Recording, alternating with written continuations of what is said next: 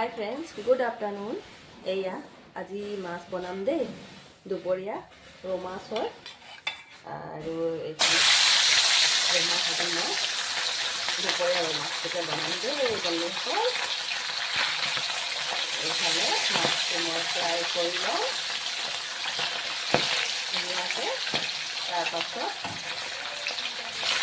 আজি আলুৰ লগত মাছটো বনাম দেই বন্ধুসকল। আজি মাছৰ ৰেচিপি আপোনালোকৰ লগত শ্বেয়াৰ কৰিছোঁ দেই দুপৰীয়া।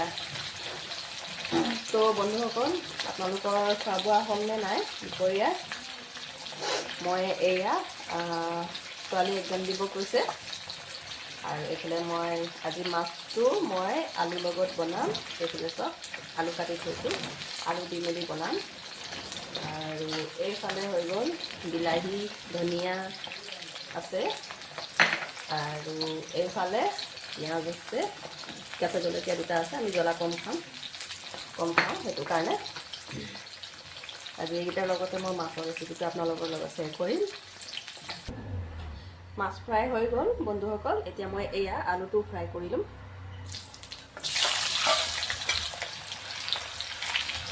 আলুটো দি ফ্ৰাই কৰি ল'ম, তাৰপাছত মাছটো মই বনাম।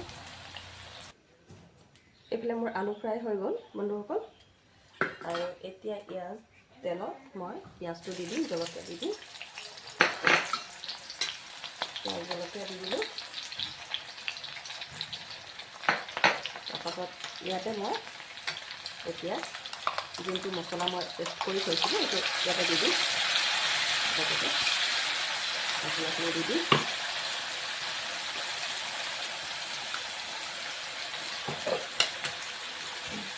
লগতে হালধি অকণমান দি দিম আৰু নিমখটো মই লগতে দি দিম। মছলাৰ লগত নিমখটো দি দিলে আপোনালোকে মানে গোটেইখিনি সিজি যায়, ধুনীয়াকৈ হৈ যায়। সেইকাৰণে লগতে মছলাৰ লগতে মই নিমখটো দি দিছোঁ একেলগতে। আৰু এতিয়া মই ধুনীয়াকৈ মছলাখিনি ভাজি লওঁ। এয়া বিলাহী আৰু ধনিয়াটো মই এতিয়া দি দিম।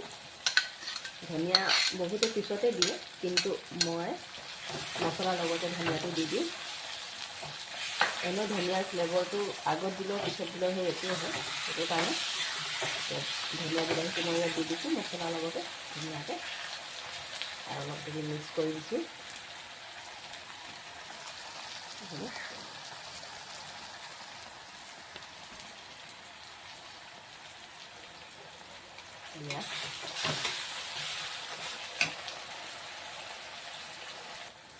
এইফালে মোৰ বিলাহীটো ৰেডি হৈ গ'ল বন্ধুসকল। ইয়াতে মই আলুটো যোনটো ফ্ৰাই কৰিছিলোঁ সেইটো মই দি দিম ইয়াতে আৰু মিক্স কৰি দিম। এয়া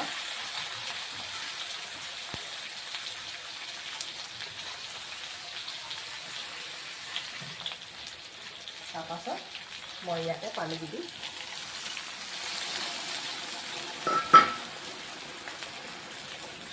এয়া পানী দি দিলোঁ। এতিয়া অলপ দেৰি মই এইটো ঢাকি থৈ দিম সিজালৈ। এয়া মোৰ মাছৰ ৰেচিপি ৰেডি হৈ গ'ল। আলু দি কিনে বনালোঁ, অলপ জোল টাইপৰ বনালোঁ বিলাহী চিলাহী দি। তো বন্ধুসকল, কেনেকুৱা লাগিলে চাবৰ কাৰণে মোৰ এই মাছৰ ৰেচিপিটো দুপৰীয়াৰ কমেণ্টত জনাব দেই। নেক্সট ভিডিঅ'ত আকৌ লগ পাম, তেতিয়ালৈকে বাই বাই।